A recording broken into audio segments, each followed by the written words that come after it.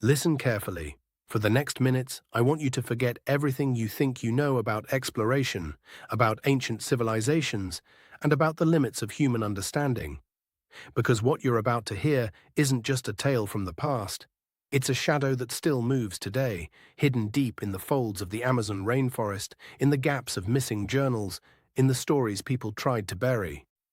I'm talking about the lost city of Z, a place that might never have existed and yet has swallowed some of the world's most determined explorers. And tonight, you and I are going to walk into that jungle together. You might think this all starts with Colonel Percy Fawcett, the British explorer whose name has become inseparable from the legend. But if you listen closely, much more closely than textbooks or documentaries allow, you'll realize that the roots of this mystery go far deeper than one man's obsession. They begin with ancient local myths that speak of stone towers hidden beneath the trees, of roads paved with white rock, of cities illuminated by strange fires at night, stories dismissed by early European settlers as fantasies, until fragments of pottery, unusual drawings, and impossible ruins started surfacing where they shouldn't exist. Fawcett didn't choose this mystery, the mystery chose him.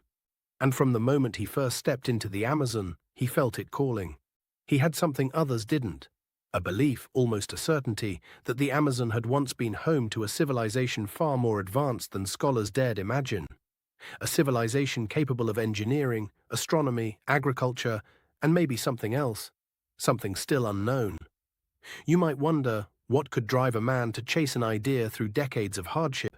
Why risk disease, starvation, betrayal, and madness?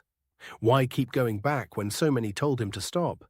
Because he had seen enough to know the world wasn't telling him the full story. Piece by piece, Fawcett collected clues, inscriptions, maps, tribal testimony, shards of lost worlds. He believed all of them pointed toward a city he called Z, not El Dorado, not a fountain of gold or a Spanish fable, but a place built by an actual flesh-and-blood civilization that simply vanished. A city older than European contact, older than colonial history, older maybe than most recorded civilizations, hidden not by accident but possibly by design. And here's where things begin to take a turn. When Fawcett presented his findings, scholars dismissed him. They called him delusional, reckless, a dreamer chasing mirages. But the more they pushed back, the more convinced he became. Because he knew something they didn't. Ancient South American cultures weren't just primitive forest dwellers. They built roads, terraces, observatories. They conducted rituals aligned with cosmic events. They crafted art with techniques still not fully understood. So why not a city? Why not a lost cradle of knowledge? Fawcett believed this civilization collapsed long before Europeans arrived, destroyed not by invaders but by natural forces, or perhaps by internal catastrophe. Yet he also believed remnants remained. A tribe, a bloodline, a knowledge passed down in whispers, something the jungle was protecting. In 1925, he set off on his final expedition. He brought only two companions, his son Jack and Jack's friend Raleigh Rimmel. Just three men stepping into one of the deadliest ecosystems on Earth with almost no support. You don't make a decision like that unless you're sure of what you're seeking. Before leaving, Fawcett wrote a letter saying that if he disappeared, no one should come after him. That warning alone suggests he was going somewhere people weren't meant to follow. Weeks passed, then months. At first, reassuring messages reached civilization, short notes sent through friendly tribes.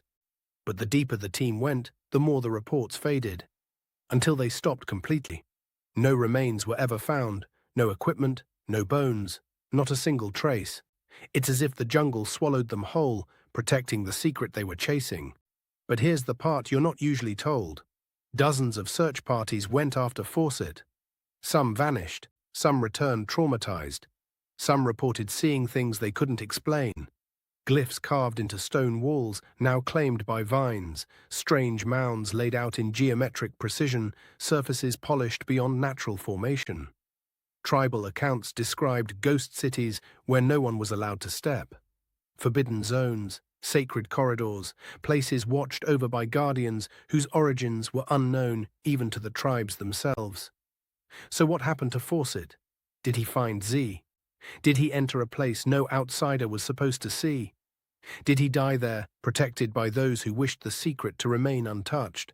Or did he choose to stay, convinced the outside world wasn't ready for the truth? The truth is that the jungle doesn't give up its mysteries easily. But in recent decades, technology has begun peeling back the canopy layer by layer. LiDAR scans, imaging that penetrates vegetation, have revealed enormous geometric structures hidden beneath the foliage. Plazas, road systems, defensive walls, networks of habitation far larger than anyone imagined. Proof that advanced Amazonian civilizations did exist. Proof that Fawcett may not have been wrong at all. Yet even with this evidence, something remains elusive. A central city, a capital, a spiritual core. Something that ties all these findings together into a single narrative. Something like Z. Some researchers believe Z wasn't a single city, but a cluster of interdependent settlements, a network connected through trade and ritual.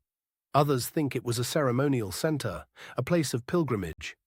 And then there are those, quiet voices often dismissed, who think Z was something more. A repository of knowledge, a sanctuary created to protect wisdom from a catastrophe we still don't understand. That theory might sound like fantasy, but every myth starts with a fragment of truth. Imagine a civilization that understood the stars better than we think. A people who survived droughts and floods by building structures aligned with seasonal cycles. A culture whose decline forced them to withdraw into secrecy, guarding what remained of their heritage. Would they have welcomed Fawcett? Or destroyed him? Or simply kept him, hidden from a world that wasn't ready? You might feel a chill right now, and that's good. Because this story isn't about the past, it's about the present. The Amazon is shrinking, its secrets exposed more every year. And as more ruins appear beneath the satellite scans, one question grows louder. If Z exists, how much longer can it stay hidden? Maybe Fawcett wasn't a madman. Maybe he was the first person in centuries to get close. And maybe the reason he never returned is because he went exactly where he intended to go and didn't want the world to follow. So as the rainforest continues to whisper, as technology begins revealing the shapes beneath the trees, as tribes protect stories older than our oldest books, ask yourself this: what if Z is real? What if the truth has been waiting for us all along? And what if the thing no one tells you, the thing too inconvenient, too disruptive, too powerful, is that Fawcett didn't disappear? He arrived, and the city he sought, the city he believed in, the city that refuses to die, is still out there, breathing beneath the leaves, waiting for the moment humanity finally proves itself worthy to see it.